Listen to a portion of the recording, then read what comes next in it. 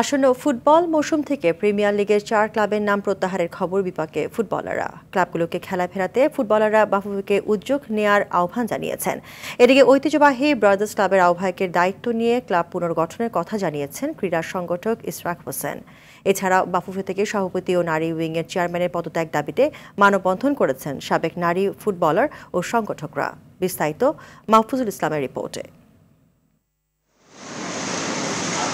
দেশের বর্তমান বাস্তবতায় ফুটবল অঙ্গনে লেগেছে বড় ধাক্কা।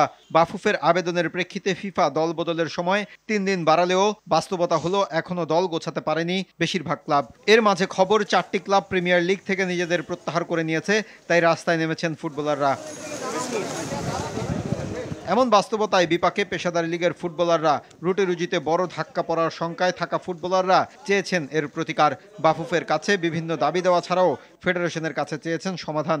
আমরা আমাদের প্লেয়ারদের তরফ থেকে সর্বোচ্চ সহযোগিতা আমরা ক্লাবদেরকে করব। যদি পারিশ্রমিকও যদি এইখানে আমাদের স্যাক্রিফাইস করতে হয় সেটাও আমরাও করব। বাফুফে বলছে ফুটবলারদের পাশে থাকবে ফেডারেশন। আমরা চাই যে সবগুলো ক্লাব খেলুক। তাদের দাবির প্রেক্ষিতে আমরা প্রফেশনাল লিগ ম্যানেজমেন্ট কমিটির সাথে কথা বলে অতি দ্রুত বসবো। এদিকে ক্রীড়া সংগঠক ইশরাক হোসেনকে আহ্বায়ক করে 22 সদস্যের নতুন কমিটি গঠন করেছে ব্রাদার্স ইউনিয়ন।